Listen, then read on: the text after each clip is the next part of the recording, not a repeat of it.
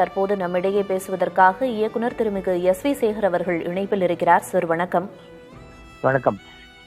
பழம்பெரும் நடிகை சவுகார் ஜானகி இயற்கை எய்தியிருக்கிறார். வயது முதிர்வு காரணமாக உங்களோட இரங்கலையும் அவருடனான நினைவலைகளையும் நீங்க பகிர்ந்துக்கலாம் சார். அவங்க she had a wonderful participation in Indian cinema. எல்லா பாஷையிலையும் ஆக்ட் பண்ணியிருக்காங்க. நிறைய பாஷை பேச தெரிந்தவர்கள். தமிழ் தெலுங்குல மிக அதிகமான படங்கள் பண்ணியிருக்காங்க. அவங்களுடைய கேரக்டர்ஸ்க்கெல்லாம் ரொம்ப நல்ல பேர் வாங்கி கொடுத்தது பாலச்சந்தர் சாருடைய படங்கள்.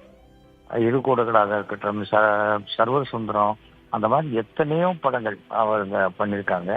அது மேடை நாடகம்லாம் ஆக்ட் பண்ணியிருக்காங்க பாலச்சந்தருடைய மேடை நாடகங்கள். அப்போ நான் ஆர்கெஸ்ட்ரா பீட்டில் உட்காந்து வி. குமார் மியூசிக் டைரக்டர் அவரோட உட்காந்து இந்த நாடகங்கள்லாம் பார்த்துருக்கேன். அப்போ எனக்கு 15-16 வயசு இருக்கும்னு வச்சுக்கோங்களேன். அண்ட் என்னுடைய தந்தைக்கு நல்ல பழக்கமானவர் சவுகார் ஜானகி. அண்ட் இப்போ 90 வயசுல கார்த்திக் அவர்களோட ஒரு படம் ஆக்ட் பண்ணாங்க. அந்த ரொம்ப வெரி பிரின்சிபிள்டு லேடி லைஃப்ல. அந்த ஒரு கரேஜியஸ் பர்சன். இந்த மாதிரி இருந்தவங்க அந்த வயதின் மூப்பு காரணமாக ஒரு நல்ல வயசு சொல்லுவாங்க, நல்ல எல்லாம் அவங்க வாழ்க்கையில ஒரு நல்ல வாழ்க்கையை வாழ்ந்துட்டு போனாங்கிற மாதிரி வாழ்ந்துட்டு போயிருக்காங்க. நாங்கள் பெங்களூரில் ஒரு 3 வருஷம் முன்னாடி ட்ராமா போட்ட போது எனக்கு உடம்பு முடியலையப்பா, நான் பார்க்குறேன் ஒரு ஷோ ஆனால் பார்க்குறேன்ட்டு 4 மணி ஷோக்கு வந்தாங்க, நாடகம் பார்த்தாங்க. அப்புறம் அந்த கேப்பில் அடுத்த ஷோக்கு எனக்கு நான் கிளம்புறேன் அப்படிங்கிற மாதிரி சொன்னாங்க. உள்ளே எல்லாத்தையும் பேசிட்டு சரி இந்த ட்ராமாவையே நான் பார்த்துட்டு போகிறேன், ட்ராமா பார்த்து ரொம்ப நாள் ஆச்சுன்னு சொல்லி அந்த ஷோவையும் பார்த்துட்டு போகிறாங்க.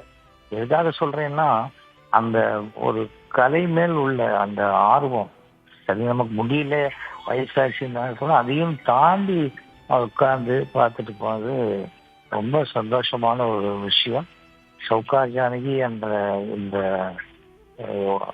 உடம்பு வேணால் இருந்திருக்கலாமே தவிர அவங்களுடைய படைப்புகள் அனைத்தையும் ஓடிடி பிளாட்ஃபார்மு, யூடியூப்பு, சினிமா இருக்கிற வரைக்கும் அவர்கள் தொடர்ந்து வாழ்ந்து கொண்டு இருப்பார்கள். It's loss to their family. அவர்களுக்கு என்னுடைய ஆழ்ந்த அனுதாபங்களை நான் தெரிவித்துக் கொள்கிறேன். நன்றி சார். இணைப்பில் உங்களோட அனுதாபங்களையும் இரங்கலையும் பதிவு செய்ததற்கு.